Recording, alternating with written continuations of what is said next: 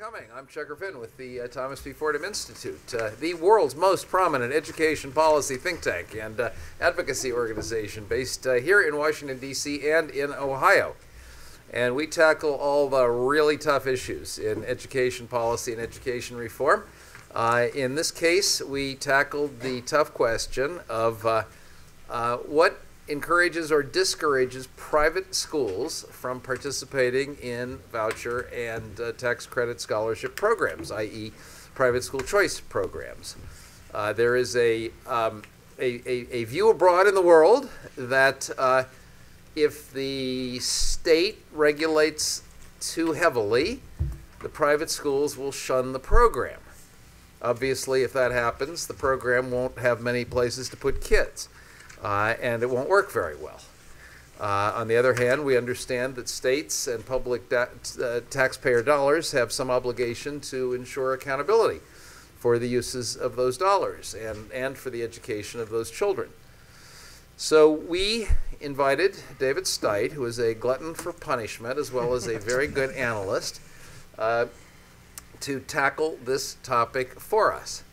I should, before somebody reminds me that I've neglected my MC duties, let me also say to the worldwide video casting audience that when we do get to questions, you can tweet yours in if you know how. And the signal is hashtag #ChoiceRegs. Hashtag #ChoiceRegs. So what we are going to do this afternoon is have a brief, not more than 15-minute intro summary by David of what he and his co-author, Cy Doan, found in their study, which you now have a copy of, School Choice Regulations, red tape or red herring. And I might say that we spent a lot of time at Fordham. We spent a fair amount of time on substance, but we also spent a fair amount of time on covers. And we are particularly proud of this cover, which mates a red herring with red tape and leaves you wondering whether the issue of regulation of private schools is a red herring or a genuine red tape problem.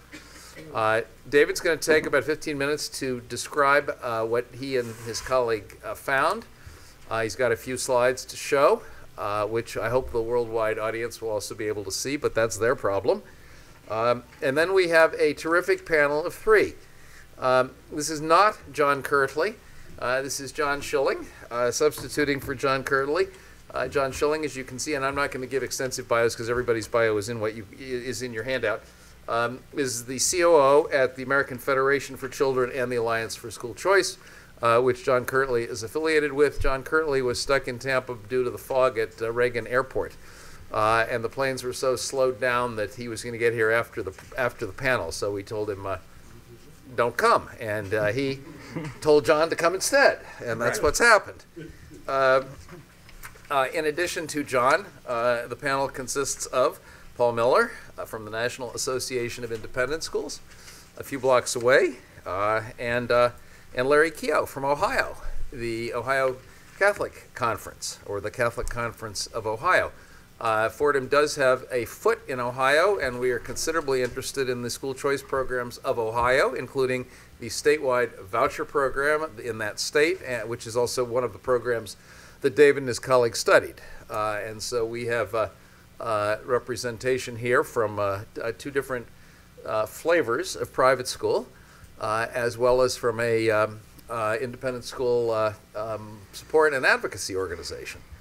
And I think this is going to be pretty fun, after David gets through the dry part anyway. And then we will have a conversation among the panel, and then we will open it up to you all and the worldwide viewership. Thank you very much, David Stuit. Do you have a clicker? I have a clicker. Do you know how to use it? We'll see. Okay. I'm going to talk for not more than 15 minutes. I don't know if you heard that. We're going to keep it brief. Checker, you have one of the most expansive vocabularies of anyone I know, and it's great to know that hashtag is now a part of that vocabulary. It's on probation. All right. Thanks. At first, I do want to begin by saying thank you to both the funders of the study as well as Fordham for the opportunity to do it. It was an absolute pleasure. And I want to thank Cedone, my co-author, who's not here but did contribute many long hours to sifting through state statutes and program regulations to help us quantify the regulatory burden that is placed on voucher or schools participating in voucher and tax credit programs. So we're going to quick grind through the dry part, assuming I can move to the next slide. There we go. Real quick, so the study had two components. The first was a descriptive analysis looking at school participation rates in 13 programs, 6 of which were voucher programs and 7 which were tuition tax credit scholarship programs. For those of you who aren't familiar with the difference between a voucher and a tax credit scholarship program, that's something that our expert panelists can discuss at length, I'm sure, but I can give you a quick overview. A tax credit scholarship program, as the name implies, is funded by tax credits. Individuals or sometimes corporations are able to make a donation to a scholarship granting organization in exchange for a tax credit to use against their liability for state taxes. Those donations then go to fund scholarships that are given out by these scholarship granting organizations to private schools. So essentially, that is different from a voucher program, where a voucher program actually is funded through the state treasury.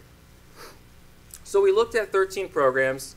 We had roughly 6,000 schools represented in the jurisdictions of these 13 programs. And we linked that up with the Private School Universe Survey, which is a federal data set on private schools, as well as participation data from state departments of education. And then we developed this measure to quantify the amount of regulations that are placed on private schools participating in these programs. The study describes that in detail, but what it was based on is basically a count. We identified 71 different requirements that private schools across the 13 programs that were placed on private schools that participated. We then developed this measure, to basically the programs with more of those requirements were deemed to have higher regulatory burden. And then we simply looked to see, okay, our schools, after we control for a bunch of different factors, school characteristics, characteristics of the local marketplace where they're operating, some estimates of the number of students that are eligible within their local areas. We look to see, are schools more likely to participate in programs that have less regulation? That's the first component. The second component was a survey of private school leaders in 5 cities: Cincinnati, Dayton, Cleveland, Indianapolis, and Milwaukee. We had 65% response rate for the survey, which is pretty good, I think. Not to pat myself on the back, but I'm pretty happy with it. And the survey asked schools about their different reasons for participating in the program and the factors that played into their decisions. We surveyed both participants in these voucher programs as well as non-participants. Now that we've worked through that, we can discuss some of the key findings. Move to the next slide. There we go. All right, so what this shows, first we're going to walk through 7 key findings. We're going to do it quickly. Finding number 1, we quantified, as I mentioned, the regulatory burden in these different programs. And based on our results, what we did find is that there is a lot of variation in the amount of regulation that are placed on schools. Some programs have a lot more requirements than others. What you see up here on the graph, and if you might have the handout too, is that this measure quantifies regulation on a scale from 0 to 100, where a program with the most regulatory burden, the maximum amount of requirements possible, would have a 100. A program with the least possible amount of requirements would have a 0. Of the 13 programs, you can see at the top of the list we have Milwaukee. Milwaukee, our first voucher program, requires both accreditation. It tests students. It has an open enrollment policy, which mandates that if schools that want to participate in this program, they can't place additional restrictions on who they admit. They have to admit all students who are eligible for the voucher program. They also have a religious opt-out requirement, which means that if students who are eligible for the voucher attend their school, even if it's a religious school, that school has to allow that student to opt out of religious activities. That's the most highly regulated program. At the other end of the spectrum, you'll see at the bottom, we have Arizona's individual tax credit scholarship program, followed by Georgia's programs. Those are tax credit scholarship programs, and they place pretty much no additional restrictions on private schools other than those that are required just to operate as a private school in the state. One additional thing I want to point out, the dark blue bars indicate the 7 tax credit scholarship programs, whereas the light bars indicate the 6 voucher programs. And you should see from that with the exception of one, the tax credit scholarship programs have less regulatory burden. They have fewer requirements than the voucher programs, and that one being Florida's program.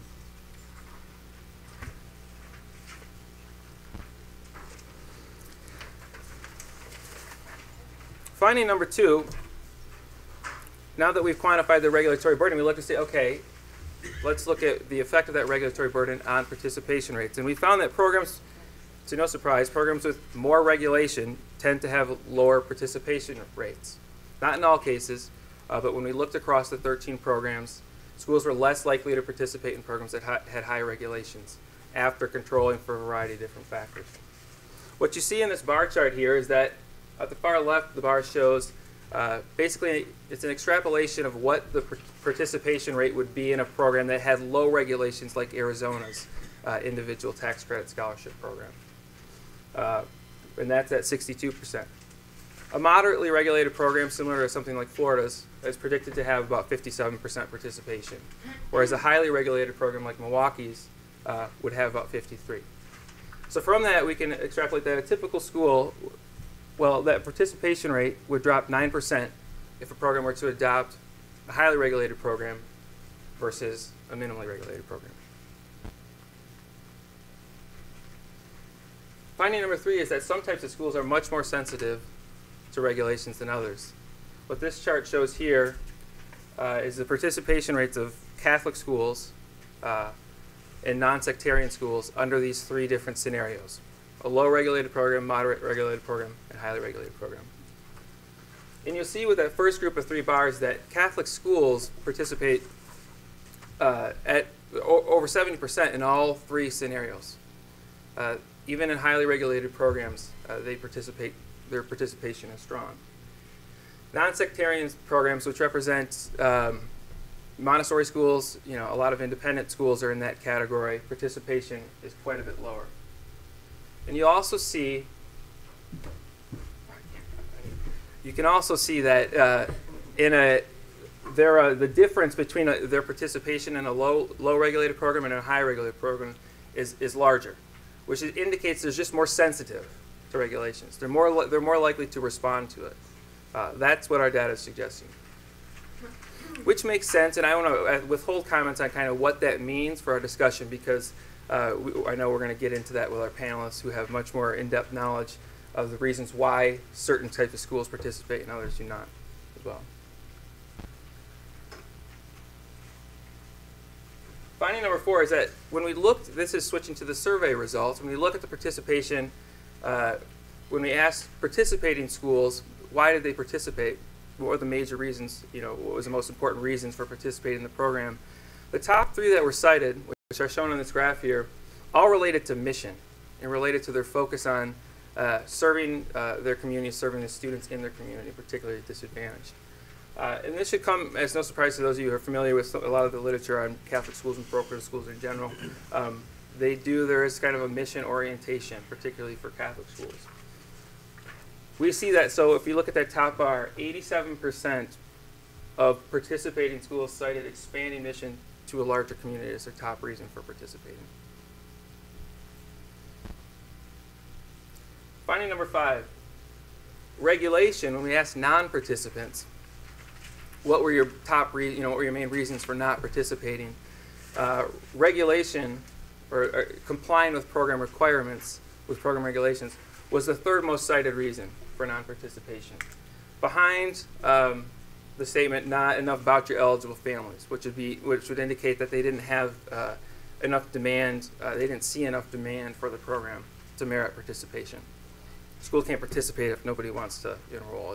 That's not going to make sense. So, and then other included a variety of a variety of factors. We asked them if there was another reason, they just checked other, and then we're able to list their different reason. But behind that, then we see program regulations. So this again underscores that regulations, like we saw with the descriptive analysis that showed there is this 9% drop, the regulations do have a moderate effect on participation. So the data suggests. Finding number 6. This looks at, we gave the survey respondents a list of different factors, all related to different various aspects of program requirements. And then we asked them to rate which ones, the importance of these different program factors.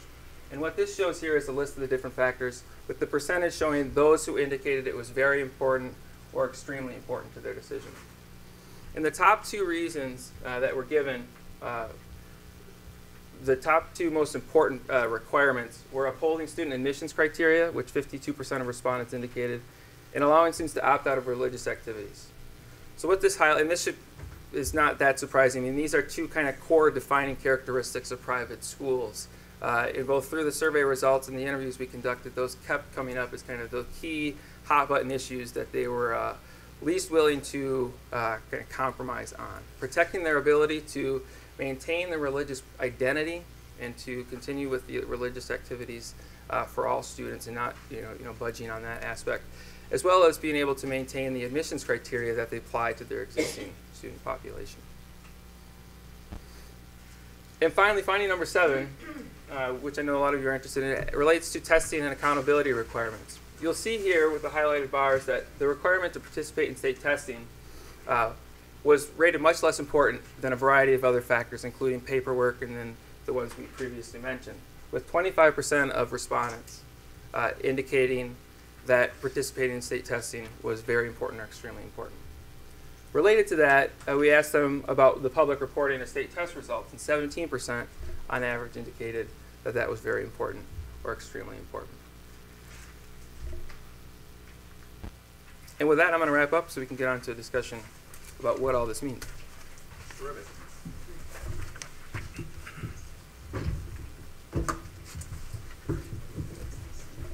Well done, and thank you very much, David. That was clear and helpful and informative, and in some respects, for me, surprising. Maybe because I'd become socialized into the view that surely state academic standards, curriculum requirements, testing requirements, public disclosure of results requirements would really put private schools so off their feed that nobody would want to participate in a program on those terms. I think this was, to me, the most surprising finding, but after the finding that regulation wasn't as important as other things in schools' decisions. But before I discourse further on what I found interesting and surprising here, let me commence the panel with a kind of a generic softball question. Were you surprised by anything in David's study or by any of his findings? Why don't we start with you, Larry? Well, thank you. I was pleasantly surprised. I've been involved in the school choice movement for about 17 years. And I remember back in the late 1990s in Florida that a lot of people said that if Catholic schools and other non-public schools participated in school choice, that these schools would lose their identity and the parochial schools, their religious mission would be watered down. And a lot of people bought into that. A lot of the schools operated from a paradigm of fear. And now we have the benefit of David's study, the Fordham Institute's findings, and we have a record of 20 plus years now. And I think it's fairly clear that academic accountability serves the school choice movement well, and it's not the impediment that many people feared that it was. And I would just add that I think we're at a very critical time. We can go one of two ways. we can essentially continue to move forward with school choice being a niche type of program to serve some students, select students. Or we can have transparent, solid, empirical evidence that drives school choice expansion. Okay. Paul, from a somewhat different sector of the private school universe, surprises here. I would say that I was surprised to see the study indicating that regulation was not that important a factor, because I think for our schools it remains an extremely important factor. May I say, first of all, I cannot speak categorically for every independent school. We have a lot of different kinds of schools in our organization. I thought they were identical. No? All right. Sorry. And as someone said once, they don't call them independent for nothing. So I please don't think that I'm speaking for every school, but I think there are some general characteristics of which I know that the schools are committed to school choice. They do believe in access and affordability for all students. They believe that it can be achieved through voucher, but more importantly through tax credit programs, as well as their own efforts to provide financial aid and scholarships. But I think that that guarding the independence of the school is often job one, and so admission criteria versus open enrollment are very important issues for our independent schools. We'll come back to those, of course. John, from the perspective of what I think I'll call an advocacy organization trying to expand the world of school choice, surprises here for you and your colleagues? Some yes, some no. This issue of accountability is something that those of us in the private school choice movement have been grappling with for many years now. And we as an organization are very much in favor of reasonable accountability provisions in these programs, and our model legislation for both voucher and tax credit scholarship programs reflects that. And we think that this accountability is necessary for a couple of basic reasons. One, we think it's important to determine whether the children participating in these programs are making progress. We think it's important that these programs are good stewards of the public dollar. And we think it's important to prove that these programs work so that they can be sustained and grown over time.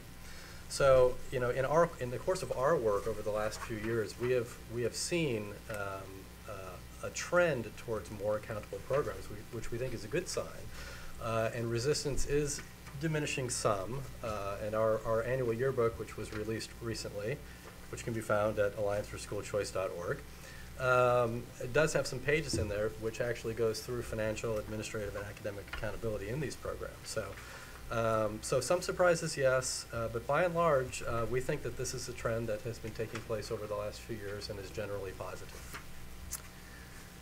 On the matter of accountability, David and his colleague identified 10 domains, and what would you say, 71 different kinds of regulation across those 10 domains? How many of those qualify? I don't expect a precise answer, John, but ballpark. How many of those qualify as accountability, and how many of those qualify as sort of red tape and harassment? We don't use regulation, red tape, and harassment in any of our materials. Well, that's why you're not as effective as you could be. Well, take the issue of accreditation, for example. Yeah. So accreditation, and my colleague Whitney Rhodes, our policy directors in the audience, she and I argue about this. We have different views on accreditation. Accreditation doesn't necessarily mean that your school is measuring academics or that you're a great academic school. Just the same as, if you are licensed to become a teacher through a traditional method, it doesn't mean that you're ultimately going to be a great teacher. But is accreditation useful in some cases? Sure. And maybe what you do is you try to do it over time. So, we try to go through these and identify things which we think are reasonable, and certainly on the academic side, which is where we like to focus and where, quite frankly, many of our donors like to focus too. It's important to determine whether the kids are making progress. David, of the 71 kinds of regulation that you identified, approximately how many do you think pertain to academic achievement in one way or another? I mean, in a direct sense. Theoretically, anything could pertain.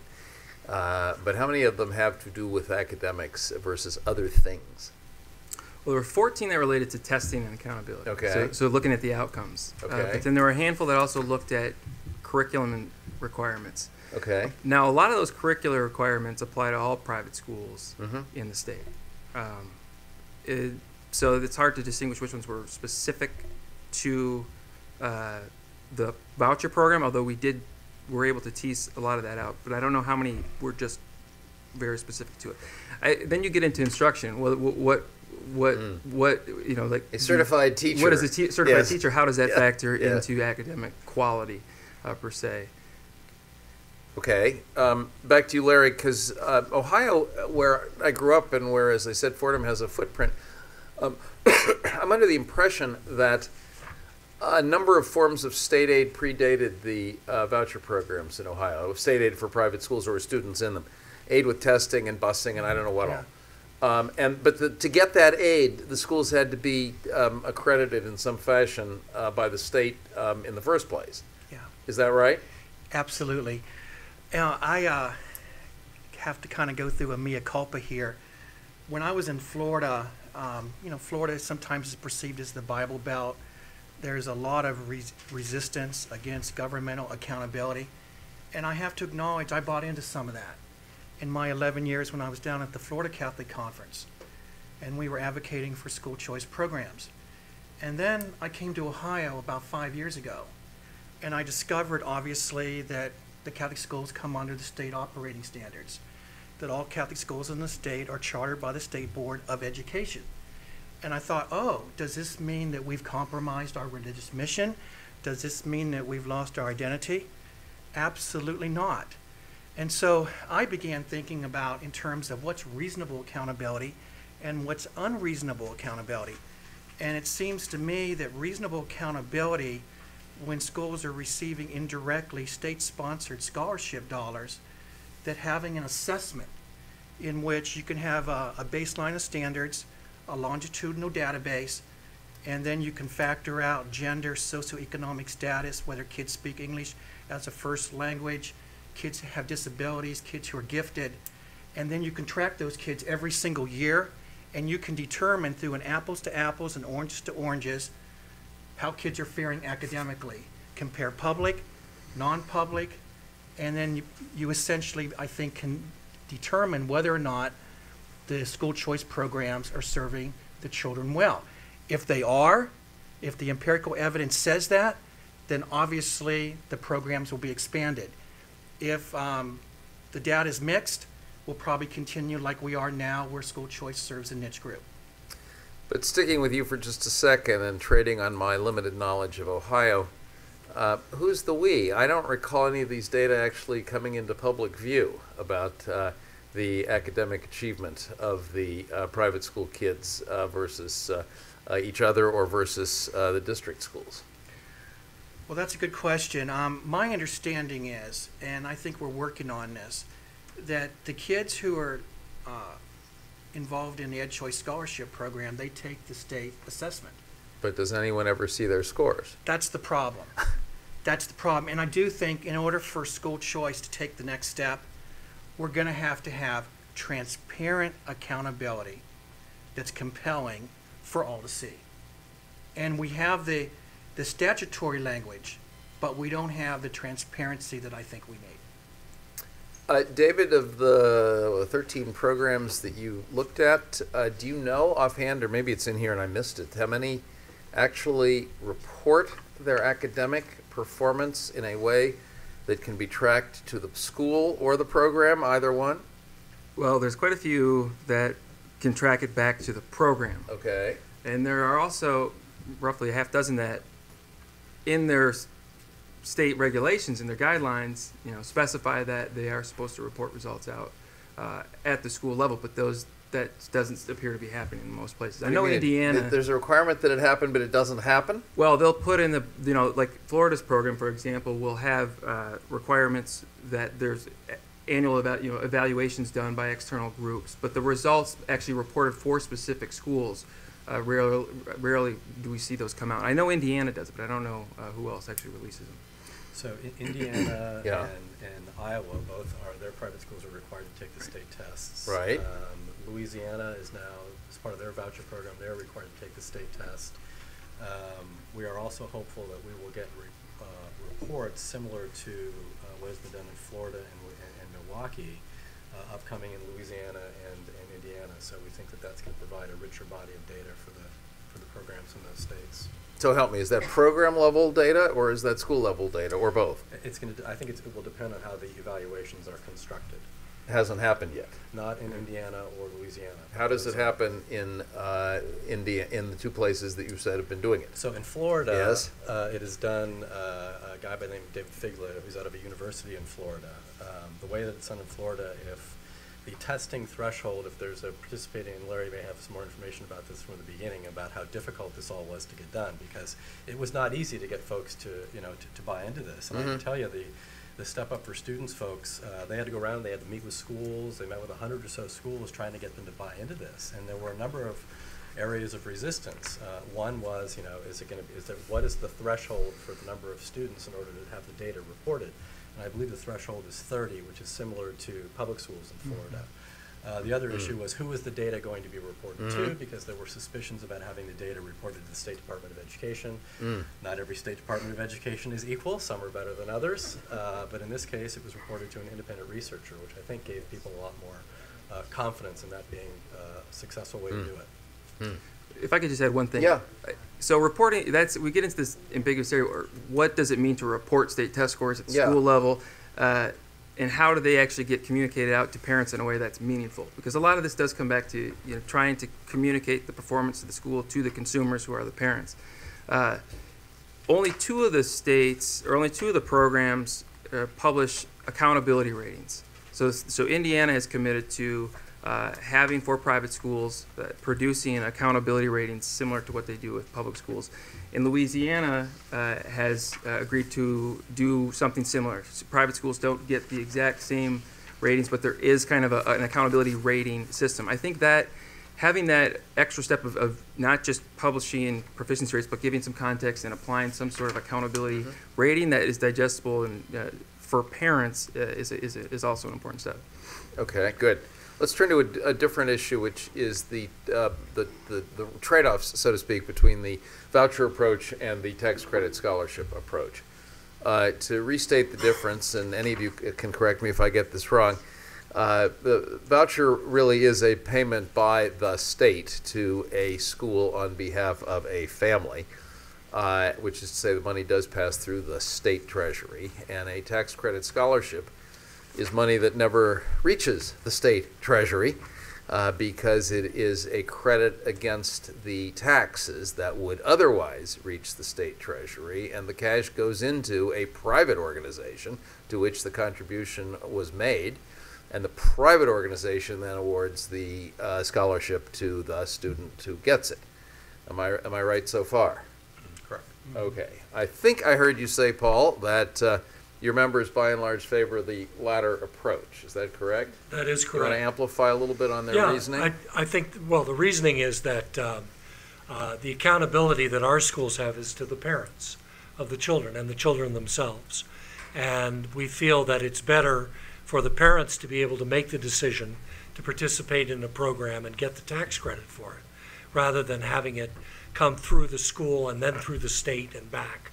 So, I think the parent and family-oriented program is preferable. It's not to say that our schools won't participate in the voucher program, but I think as a general rule, we prefer the tax credit. Do you know, are your schools, I shouldn't use the word agnostic with reference to Catholic schools, I realize, but are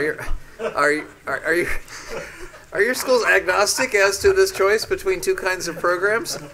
Larry?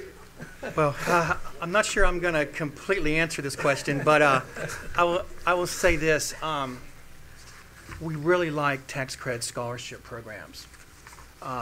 We have several good models. You don't have them in Ohio, however, and No. you do have vouchers. Well, we do have two pending bills in the House and Senate. Now, these bills for tax credit scholarship programs have not moved over the last year. We're hopeful that they'll move in the next biennial session.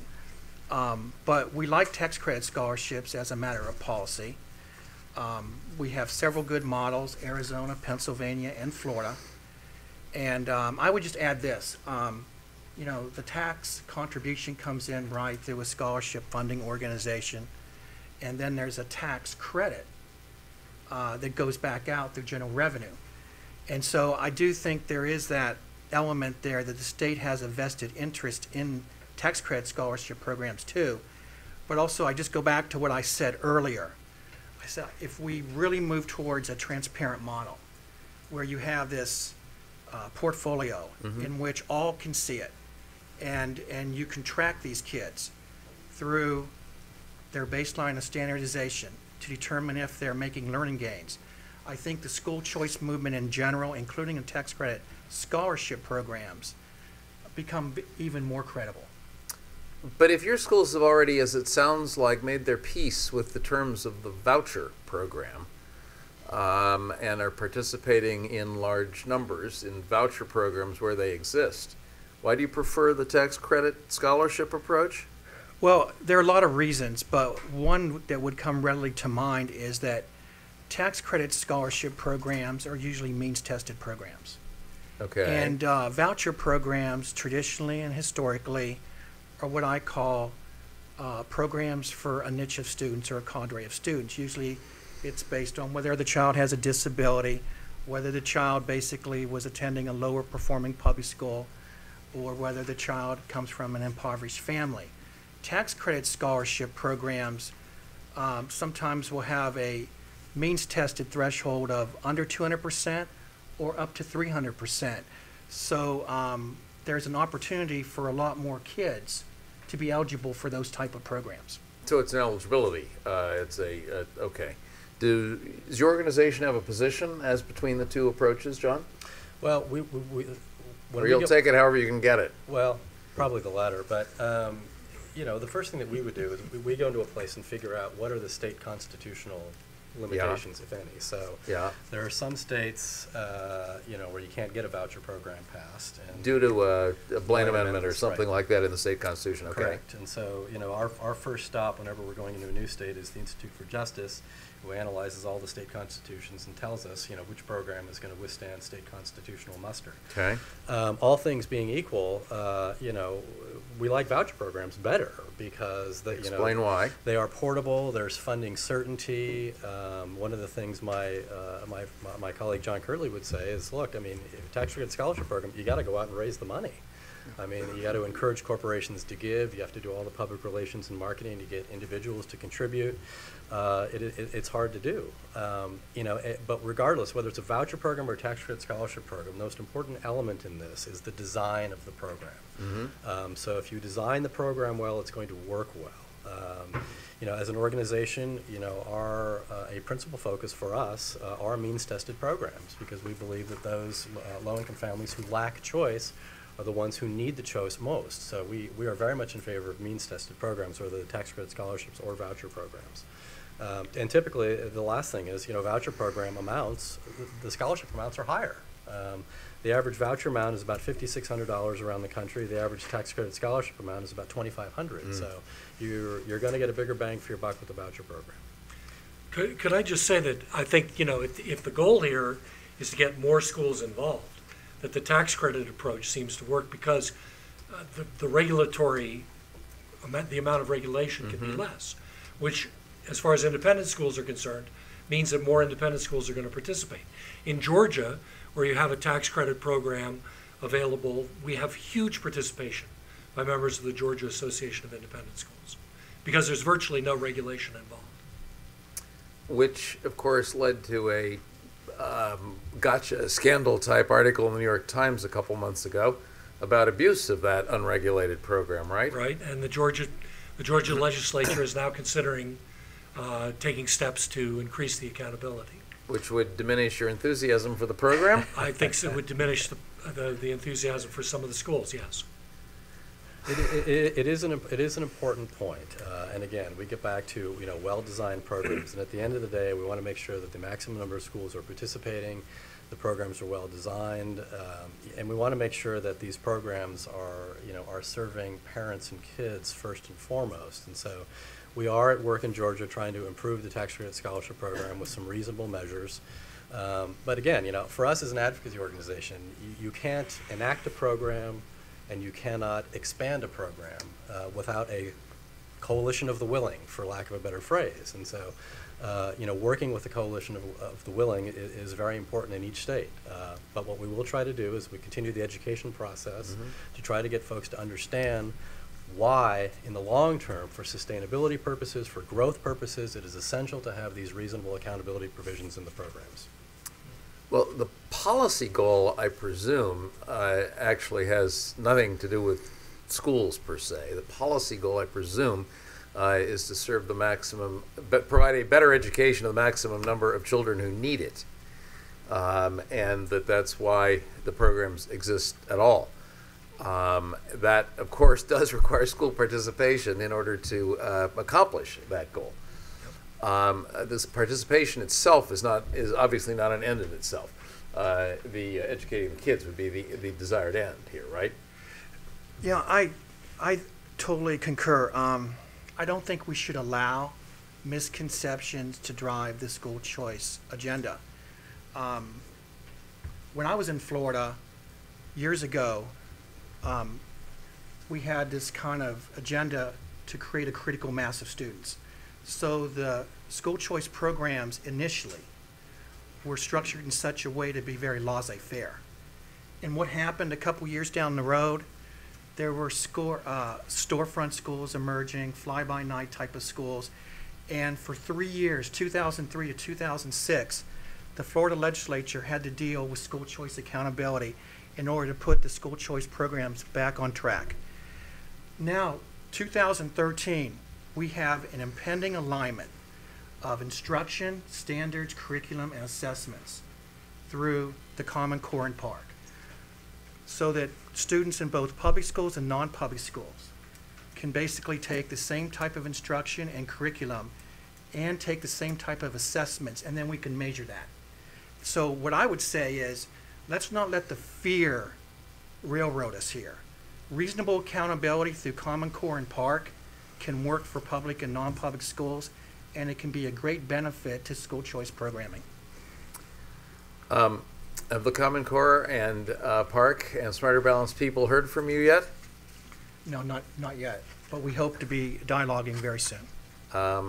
So to back up just a wee bit, the Common Core is, of course, the math and English standards the number of states have said they are adopting in lieu of their own standards, and Park and Smarter Balanced are the two large consortia of states that are getting together to develop new tests to go with these new common standards. The standards are visible. We evaluated them here at Fordham, and we thought they were better than what most states had come up with on their own. So we're pretty bullish about the standards. The exams are yet to be cited. That is to say, they don't exist yet. And they're supposed to be given for the first time in 2015, and there's anxiety all over the country about what are the results going to look like and what are the passing scores going to be, and there are a bunch of kids who are proficient today going to not be proficient tomorrow, and things like that. But Larry just gave a fairly ringing endorsement of private school participation in those assessments and in those standards. I'm guessing, Paul, but please speak for yourself, that your members are far from unanimous that this is a healthy development. I think that's a fair statement. I also think that there are a lot of schools and NAIS itself who feel that moving toward core standards is an important development, and there's certainly nothing wrong with it. I think that the testing aspect of it is where things might get a bit sticky for us. But certainly, if you think of our schools as being largely college preparatory, which they are, I think that we will meet or exceed the standards every time, and so we're not too worried about that. But how will we and know? We certainly support how will we know other if they don't schools. take the tests and be compared? Well, I think that college admissions might provide some clue as to how good a job schools are doing in terms of preparing people. So I went to an independent school. My kids went to, since we believe in school choice, they each went to several independent schools over the course of their educational career. And I'm going to be a little bit and your incoming president, John Chubb, is an old friend and colleague. But let me be a little harsh on you. The rap on independent schools is we don't really want to show anybody our data. We just want to show them the names of the colleges that our graduates go to. Well, yes and no. I mean, I think that we're happy to show off our students in many ways, and I think that you can see them and what they've accomplished in many ways. But I don't believe that that standardized testing is necessarily the best measure of a student's accomplishments. Well, that's fair. But insofar as it is used as one measure of the student's accomplishments, admittedly there should be others, is it a legitimate measure of the student's accomplishment at Sidwell Friends in addition to Our Lady of Perpetual Help? I think that if they are required to take the test, that our students will show that they can more than pass it. John, where's your organization, if anywhere, on the standards and tests question, the common standards and tests question? Is pleading the fifth acceptable? Well, the problem with pleading the fifth is there's no recourse other than holding you in contempt of Congress or something. Right. So you can leave now. So I would say that there's, to be candidly, we have not really immersed ourselves in the Common Core debate. Okay. Now, so when we go out and we talk to folks in the States, occasionally this comes up. It's starting to come up more and more now, obviously. Uh-huh. But I think that there are some issues. One of the things that John Kirtley pointed out to me when we spoke earlier this afternoon was, in Florida, 90% of the kids participating in the tax credit scholarship program are going back into public high schools after K-8. Uh-huh. So what happens to those kids? I mean, is the state going to want to know, well, how were these kids performing before they got there? Are there going to be costs involved for private schools? Mm-hmm. Technology in low-income areas. I mean, how is this all going to work? Who's going to pay for it? We have other folks that begin talking about, probably the same thing that Paul's hearing from his schools, which is, well, this is going to be an awful lot of government interference, and so, how is this all going to work and unwind? So, stay tuned. Stay tuned. Let me go to a somewhat different issue, and it's under your finding 4 about mission. David, first you. You gave these 3 versions of mission. The first version is, at least in your shorthand here, and I want you to expand upon your shorthand is really where I'm going. Expand mission to larger community. There's a selfless reading of that, a public-spirited serve more kids version of that, and there's a enroll more kids in my school, I'm desperate reading of that. Do you have any way of interpreting whether you were getting the selfless or the selfish version of this from the schools you surveyed? Wow. We did ask a separate question on the role that capacity played in finances in their decisions to participate, and those were ranked much lower. I mean, this we read as relating to their desire to serve their community, particularly low-income students in their community. But you're right, it is open for interpretation. I will say, I mean, through the interviews that we've conducted with school leaders and with folks at different private school associations, there is a clear emphasis on mission, particularly in the Catholic sector. I know that it's written into church doctrine. I don't know if doctrine's the right word for that, but you can clarify. Well, I don't know. The Pope resigned today, or announced today that he was going to resign. That's right. Sorry. Things may not have changed too much in one day. No? Is that anti-Catholic bias? Also, the archdiocese and dioceses in a lot of these cities with programs go out and do encourage their schools to participate and provide them with resources to help facilitate the participation in order to really help them fulfill the church mission. So I take them at their word, and I think this indicates that it has something to do with mission. That said, the survey question, admittedly, is a little bit loaded. It would be hard to expect a respondent, not to some extent, if they see this question on the list, to indicate that they agree with it. Well, the reason it's particularly puzzling is that whereas the third version of mission, help needy children in the community, is hard to interpret any way other than selfless, the second one, help our existing families who qualify for the voucher, is almost indisputably let's bring in more revenue via the families that we already enroll. To that point, I think it's important. This survey was done, included the Milwaukee program, which has been around for a very long time. And I think what we might be picking up on there with that second question is existing schools who've participated for a while, who now have the majority of their students that they're serving are eligible and receiving vouchers. For those schools, they don't really have a choice on whether or not to participate anyways. Their existence depends on participation. Because so many of their students are voucher financed. Right, and I think that's an important consideration in all of this is the fact is if a lot of these schools do participate and they start serving where the majority of their kids are on these vouchers funded by the government, the concern is they really lose the ability to respond to new regulations by walking away. And I think that's a concern from those who really favor tax credit scholarship programs because they have more ability to kind of control how many kids they get involved, et cetera, et cetera. So. Could I just say on that question of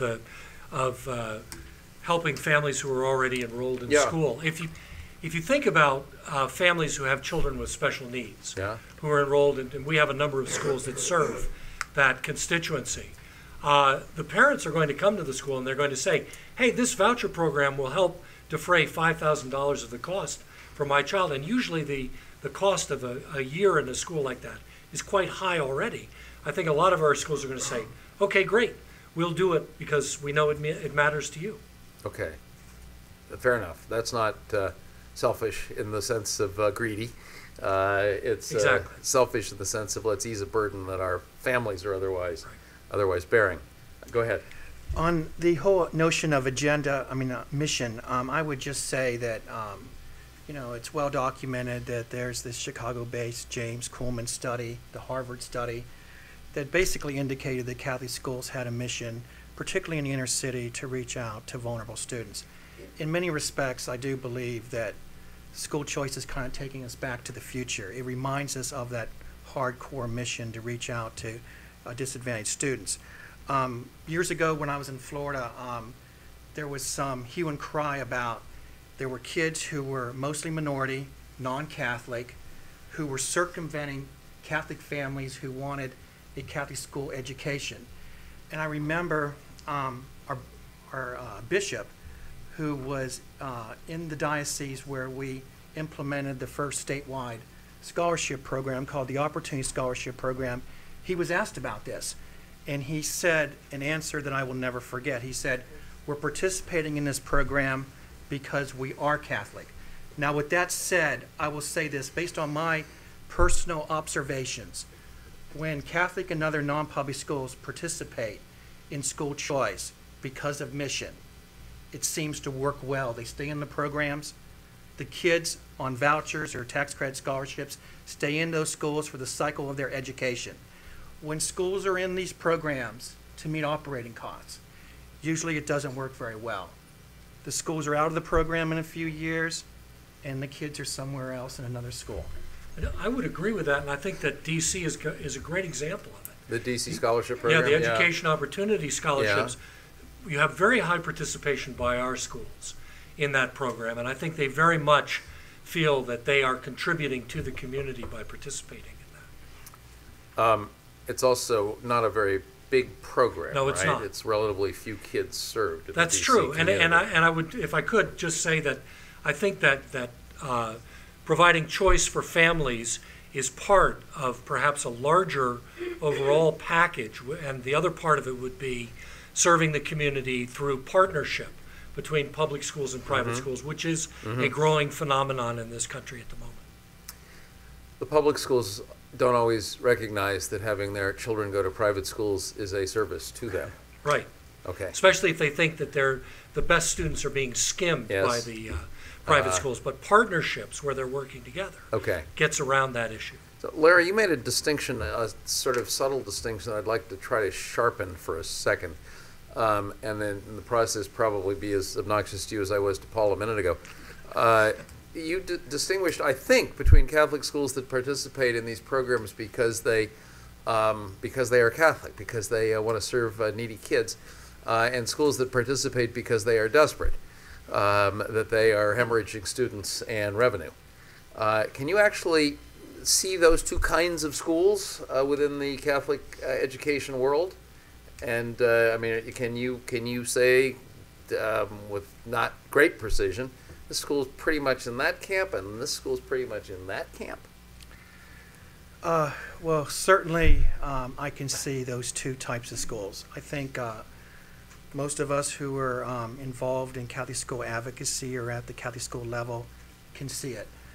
I think that there is a great pressure to bear on school administrators when their enrollment's declining, they're short, there's a dearth of operating money for the schools to meet operating costs, and then there's this voucher program or tax credit program, and they say, well, I think it's only human nature. We can infuse some dollars into our schools, maybe as a stopgap to keep our schools continuing over the next few years, and then we can remarket ourselves and hopefully, God willing, once again thrive. So I'm not here to just castigate them for that. I think it's a normal human reaction.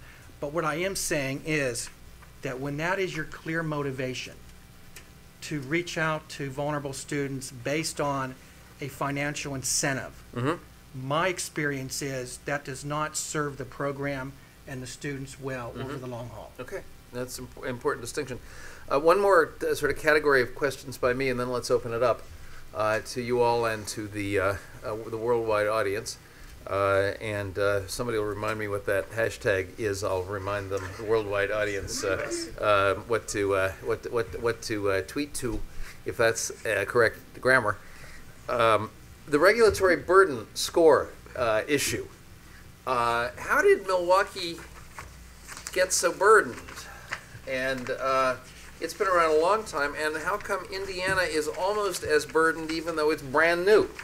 Can anybody help with it's sort of the history, the archaeology of how this came to be the way it is? David, can you? If not, John, can you? Maybe both of you?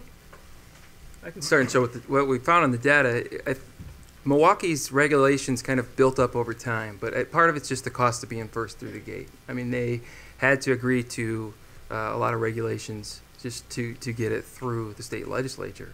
When they originally started, did not allow religious schools to participate.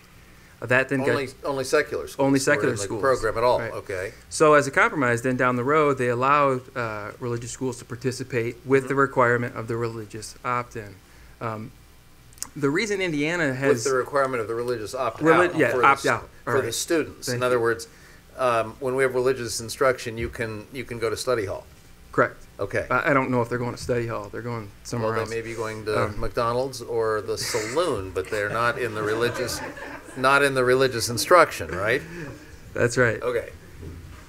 Indiana's program was right behind Milwaukee's because they just, in general, the state has quite a bit of regulations.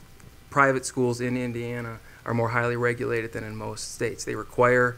you mean even before this program? Even before this program. So the regulatory burden measures that we have quantify among these 71 requirements how many that they have. But then in our analysis, we do take account for those regulations that apply to all private schools that are not unique, because that's important to consider. In a state like Indiana, if you're used to testing, which a good chunk of these schools were already taking state tests, it's not an extra burden to participate in the program. So that plays into it. But I do want to point out, what you're bringing up kind of points to a limitation of the measure, is that we are just counting the number of requirements, not taking into consideration that some requirements may be a lot more meaningful and impactful and important to schools than others. For example, with Milwaukee, the religious opt-out provision is a lot more schools are a lot more sensitive to that than some of the other smaller requirements that were. So if we were doing this again, or if somebody else is doing another study, that some effort to sort of weight these 71 different kinds of regulations might lead to a somewhat different result. I don't think so. I mean, we've tested this measure. This is a good measure. If we could, we would be nice to quantify the costs associated with each requirement and the amount of time and some other factors as well. But just across the board, even looking at the different sub-dimensions, the different, Milwaukee rises to the top on all of them. So I think we would see the same results regardless of if we made some changes to the measure. Yeah, I would concur with David. I think the reason that Milwaukee is at the top here is the length that it has been around. It has been around for a long time. It's like barnacles. You just accrete regulations the longer you're around. Well, much of it has to do with the legislative and regulatory landscape in the state. So for many years, the legislative landscape in Milwaukee was not favorable. And so as a result, I think more and more regulations were lopped on. Okay. But oddly in Indiana, where you have it's a very conservative state, that's what I was mostly thinking. Republican legislators, they have they have what is considered to be a very heavy regulatory burden. Again, we would say that that's a well-designed program. We like most of the measures in the Indiana program. But, again, to David's point, in Indiana, there was a lot of regulation before the law passed. And so it was, I think, much more acceptable for private schools to accept this new law. So let's go to the low end for a second, the low burden programs. They're all tax credit scholarship programs, not voucher programs. Two of them are in Arizona, which is to say both of the Arizona programs are at the low end here, right? The other one at the low end is in Georgia, which we talked about briefly a minute ago, and including the sort of the New York Times scandal mongering about people abusing the program to finance their own kids' education or something like that. And then Rhode Island? Yes? You seem surprised. Yeah. Yes. Yes. Why is Rhode Island a deep blue, union-friendly, generally heavily regulated state at the low end here? I'm not sure exactly why. You say Any idea, John? The Rhode Island program is very small. It's $1 million a year. It's been around Total. $1 million each year. It's been around 5 years, I believe. At one point, it actually had the highest scholarship amount for a scholarship tax credit program. That may actually still Two be the kids case. each got $500,000. A few more than that. But largely, it's kind of a program under the radar. We're hopeful that, you never know. I mean, the landscape may get a little better in Rhode Island. There may be some up-and-comers there. So hopefully it'll become a bigger program. I like that you talk about the overall landscape because I think, and maybe Larry will disagree with me completely on this, but I think the landscape in Ohio has been pretty grim for private schools from our perspective because of the fact that they do require all students to pass the graduation exam. They're now contemplating adding additional testing requirements on everybody, including all independent school students. And I think that given that environment, that landscape, a lot of our schools have just kind of backed away from participating in any of these programs. In the Ohio program. Yeah, and again, it's not just legislative landscape. If my friend Susan Mitchell were here from School Choice Wisconsin, Susan would be able to go for an hour and a half about the regulations imposed by the State Department of Education, how much fun it's been to deal with them for 20 years. On that point, I want to quick bring up, we did in the survey results, a lot of the open-ended comments focused not so much on the regulations, but on the compliance activities surrounding them in the general almost attitudes of the folks who were overseeing the programs. Some had very positive things to say, but others had generally bad experiences and didn't feel that the regulation environment was consistent over time, and that if an individual within a Department of Ed didn't like a particular program, they would then proceed to kind of just exercise their own discretion over certain things. So I think a lot of it does come down to how the program regulations are implemented and overseen as much as the regulations themselves. So on Ohio for a second, and you can respond to him also if you'd like, but my question is I've heard sort of rumors that the different parts of the state, different dioceses or archdioceses actually have taken very different approaches to the Ohio voucher program. some much more enthusiastic and open-armed than others. Is that correct, or is there a uniform sort of statewide approach? That's an interesting question. I mean, you know, our Catholic school superintendents represent 6 dioceses, and we have consensus for our lobbying to support the school choice programs. But as far as participation, it is a mixed bag. I mean, we have Cleveland that's predicated upon kids within the city of Cleveland being means tested. Mm-hmm. We have the Ed Choice Scholarship Program That's the based statewide on program. a lower performing public school model, and there's one diocese that doesn't participate in that program because there are no lower performing public schools in close proximity to the Catholic schools within that diocese. And then I also believe, to your point, that I think that there are dioceses that are very, very aggressive with school choice and they want to see expansion, and then there are others that may be a little more content with the status quo. If I could, I'd just like to add, I don't think it's a coincidence that the state of Ohio leads the nation in state aid for charter non-public schools. And also, Ohio leads the nation with 4 school choice programs, 2 of which serve kids with children with disabilities. And I do think that there's a connection between what I just said and accountability through the chartering system, and the fact that with the Ed Choice Scholarship Program, you have to be chartered in order to participate in that program. I would also argue, I guess my final I think you just very politely said to Paul, we don't need your schools.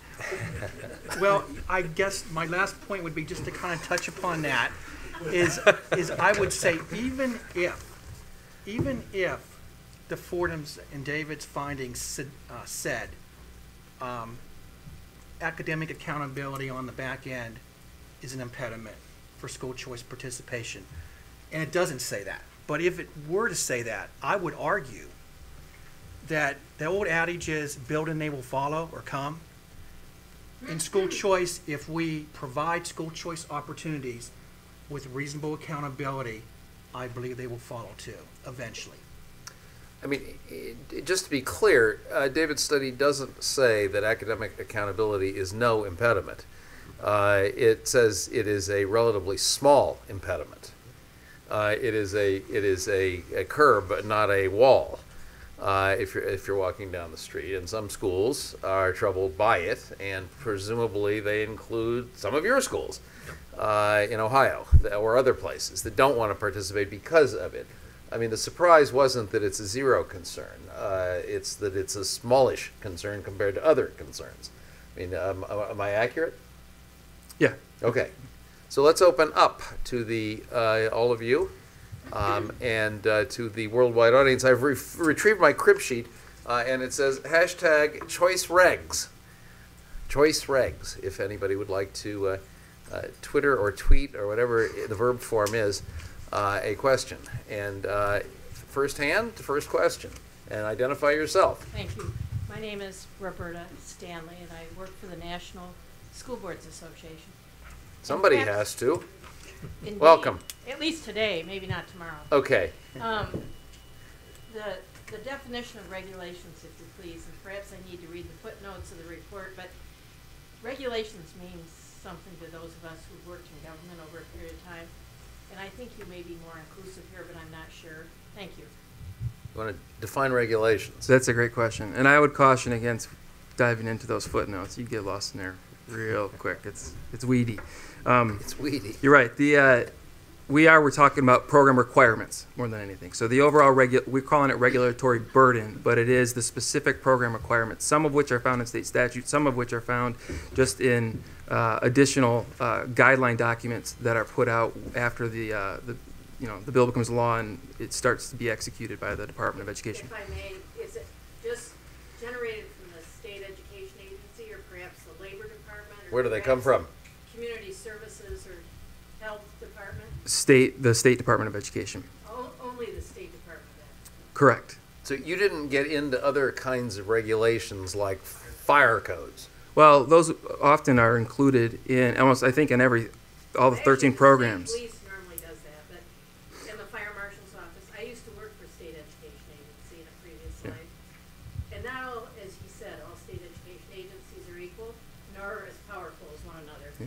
Okay. One other thing I would Yeah. add, just in terms of the regulations, is sometimes, departments of revenue for tax credit scholarship programs, they often play a role. Some are helpful, some are less helpful. And, right, okay. Other questions? Somebody, well, you wait, Terry. Family, hold back. Well, I just wanted to give him a chance before the Fordham team hogs the universe. Go ahead, both of you, in order. Ladies first. Hi, I'm Whitney Rose. I work at AFC for John. So, actually, my question's Is for this you. a planted question, John? From a No, I just I wanted assure to- you it's not coming to me.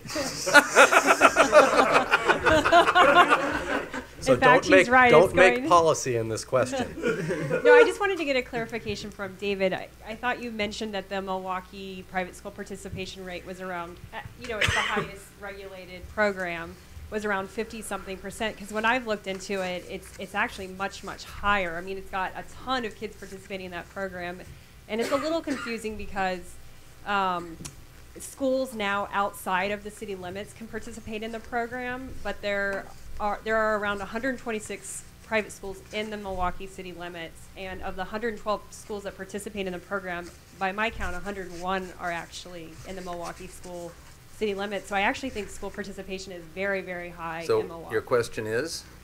Just to clarify, Is he wrong? Is that the question? To clarify what the 56% or whatever it was. Yeah, is I think based it on. it depends on your denominator. I think we used the private school universe survey to identify all schools that were zoned into Milwaukee and were eligible to participate in 2011. We did exclude the new private schools that came on board that were outside the city. Okay. But we had 158. All right, this is total beginning to schools. feel like So an it's gonna get offline real, conversation yeah. if you want to continue it.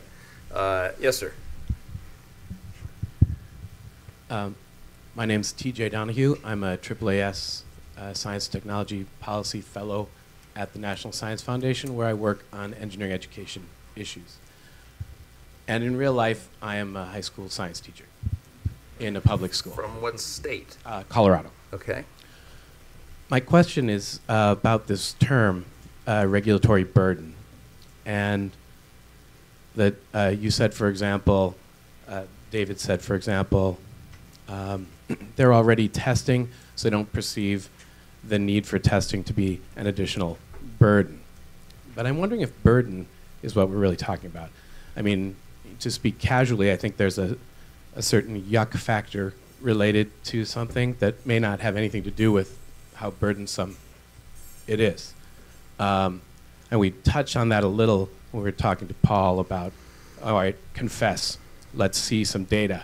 Don't show us kids going to Harvard. Give us data. We're looking at maybe resistance because of a yuck factor, as opposed to Be a little clearer, the yuck factor being?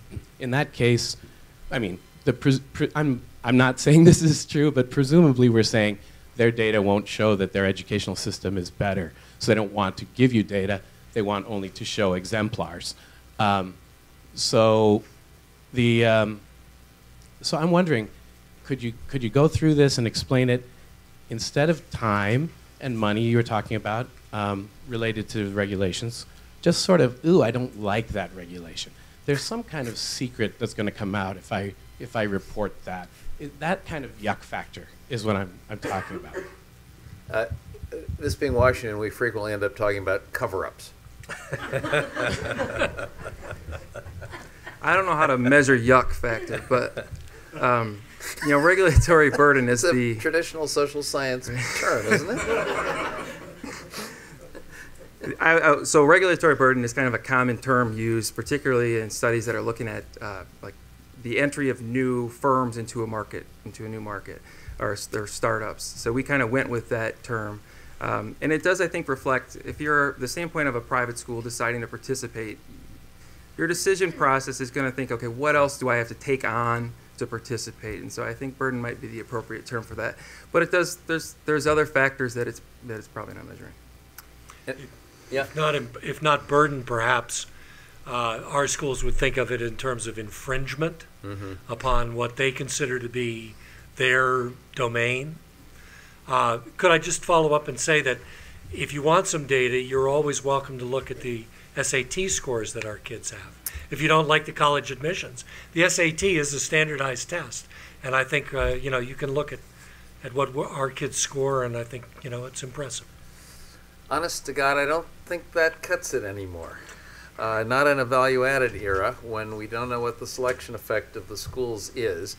If they would have had those SAT scores the day they arrived, does the school do them any good? I'd like to think it did, but especially when it's $37,000 a year, but can't be certain just on SATs. Now, well, I think the value added is proven, but it's shared with the parents and not anybody else. well, all right. I'm not going to call that a cover-up, but others might.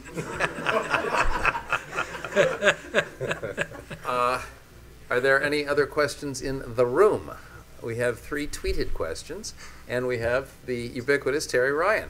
And in about 15 minutes, we have a modest reception ready to roll into the room and give you a glass of wine. All right, first tweeted question. Nobody specified who's supposed to answer them, so anybody can. Are non-sectarian schools able to be choosier? Are they more competitive in the market? Less mission-driven? Are non-sectarian schools able to be choosier? Are they more competitive in the market? Less mission-driven? I'm just reading it the way it came in. How many characters do you get in a tweet? Is this the question about how some smaller schools, non-sectarian schools, don't necessarily, some may not want to participate in these programs? Perhaps.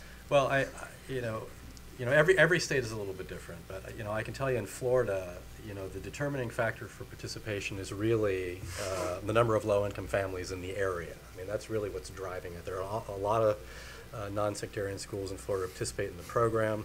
There are a lot of high-end Catholic schools that do not participate in Florida. So, I mean, what's really driving it in Florida is really the issue of how many low-income families are in a particular area. Of the NAIS membership, which is what, 1,000 and 1,470, I think, at the moment. 1,470. Approximately how many would you call non-sectarian? I don't have an exact number because we have Jewish day schools. Yeah, I know, we have that's what I was many thinking. Catholic schools. Right. Episcopal are a large block. Right. Guesstimate. Half, maybe. Half. Okay. If I could add, there's been some research coming out that's been looking at enrollment trends across these different segments of the private school market, and among those, non-sectarian enrollment has been the most stable, and in fact increased more so than among parochial schools. So I think that they are, to an extent, on average, able to be more choosier because they have fewer open seats, right? And so they have things to consider. If they have a waiting list of families eager to get into the school, willing to pay full tuition, that changes the decision-making process that they have.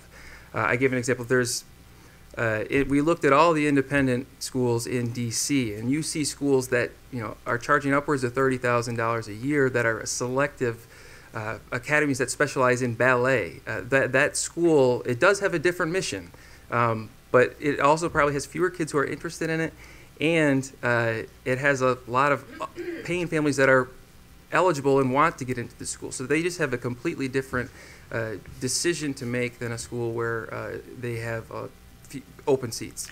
I think it's really hard to generalize, though. Excuse me. We have some boarding schools that might have admit rates of 20% or less and high yield rates. We have small country day schools that might exist as the one alternative to the public school system in a community, and they may be scrambling every year to fill their seats. Mm-hmm. And sectarian, non-sectarian is sometimes a little bit ambiguous as well within a school. Is Sidwell Friends School a sectarian school? I'm not actually sure. My son went there when he was little for a few years, by the way, and he would come home at age 5 or 6, and we would say, what did you do at school today? And he would say, well, we had Quaker meeting. I said, what do you do at Quaker meeting? He said, you be very quiet until someone wants to say something. There is an association of Friends schools nationally, so. That was a Bruce Stewart study hall, perhaps. Quite probably. All right, second tweeted question. This is really, I think, for David. and I think implicitly you've answered it, but you may want to make the link more explicit. Programs with more regulations have lower participation rates. Does it matter which regulations are in place? So that's why we had the survey. So we couldn't tease that out with 13 programs. Remember, we have 13 programs. It's not a very large sample size. We have 6,000 schools represented, but only 13 programs. So trying to break down which specific domains or dimensions of regulation were most important was beyond the scope of that descriptive analysis. But I think we do see in the survey results that any restrictions, again, on student admissions or religious activity were by far the most, schools were most sensitive to those, followed by paperwork, just the additional paperwork that schools would have to complete if they took on the program. That is a perfect segue into the last tweeted question, which actually gets to a very sensitive public policy question, which we didn't get to on our own, and I apologize for that. Quote, should private schools be required to enroll any voucher student who applies if they have the space? Or should they be able to pick and choose among the voucher student applicants? Obviously, the schools care. Hence, the top of your list of things they worry about is controlling the admissions process. But as a question of public policy, should they be allowed to pick and choose among their applicants? Charter schools cannot do that. Well, in some cases, it depends on the program and how much money is available. Oftentimes, programs are oversubscribed. Kids go into a lottery like they do in charter schools. And so, But do they? Do they go into a lottery? Yeah, as opposed to the school admissions office saying, we'll take you, but not you? I mean, you just described what happens in charter schools, for sure. Right. Well, for example, in D.C., that's what happens. If the program is oversubscribed, you go into a lottery, and whoever draws the right straw gets in. No, that's as to whether you get a scholarship. Right. Doesn't mean a school has to take you. Right. Okay. I think this is a question of whether private schools should be able to control their own admission if the applicants are carrying vouchers with them. You know, this is really a very convoluted type of answer, but the question's difficult. And yes. For example, what I think I would have umbrage about is you have a school that, through their own admission standards, accepted a certain student with a score on an entrance exam. And then a voucher kid comes along and scores about the same on that entrance exam as a child who's already in the school without a voucher. And the school says no to the voucher kid. I think we would all have pause and problems with that. My great passion is in special needs. And that's where I've expended most of my time over the last nearly 20 years. But I would admit to you, to each of you, that let's say you have a kid on a disability voucher generating $10,000, and the child basically is on the high end of the pervasive spectrum. One of the children who has severe emotional and behavioral related issues, and the school does not have the resources available to effectively educate that child for that $10,000. I think that's a problem. So I do think there's some mitigation or some exemptions that should be allowed here, but I think all of us probably would have some pause or some umbrage on the first scenario that I conveyed. I think for our schools, if they were looking at a program and they were told that the program would require them to have open enrollment, I think it would be a deal breaker. I think that our schools feel they have to maintain control of their admission policy. Even those that might be, as you put it earlier, scrambling to fill their seats that year. Yes. They would still want to decide which kids fill the seat. Yeah, because I think that the whole point of the exercise is not just to fill seats. The point of the exercise is to find the right fit for each student.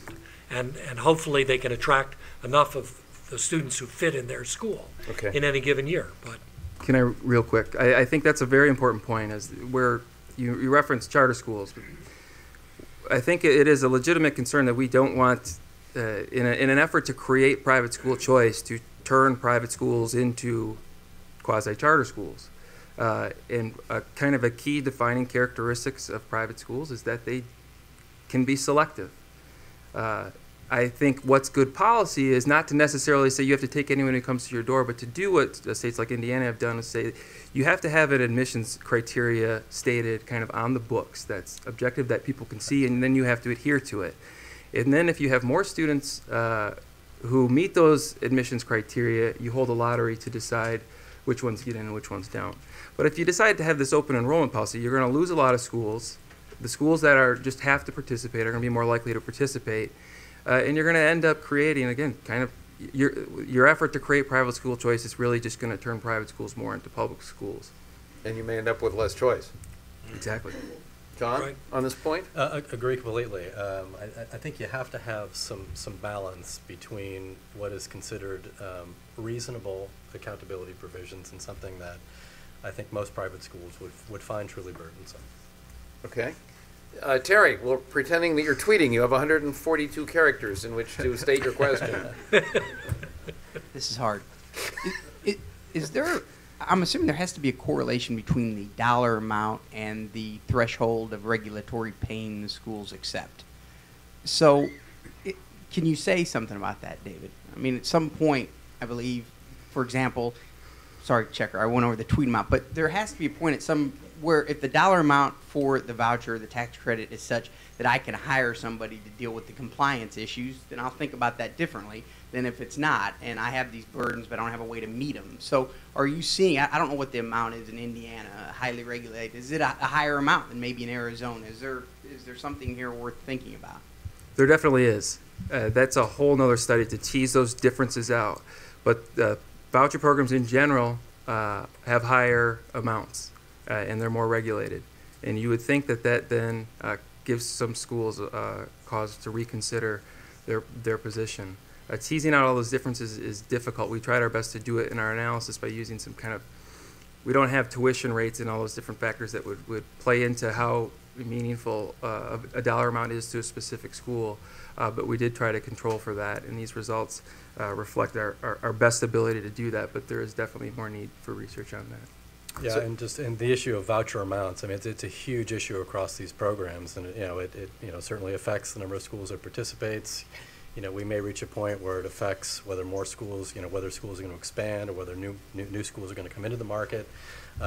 Increasing these voucher amounts is a major issue, and that for us as an advocacy organization, that's certainly something that we're working on in the states in which we invest. Go ahead. We are in our last 3 minutes, but it's time for a closing remark anyway, if you have one. Thank you. I would just say that it's kind of interesting. In the 2 states that I've been in, the legislative leadership will actually boast that the scholarship amounts save the states money. And I think sometimes the cost savings to the state parallels the lack of accountability. My question would be, if you actually fund scholarships that on a cost per basis that it costs to educate these children, and then you say, okay, if I'm going to get that full cost, the state's not going to save money.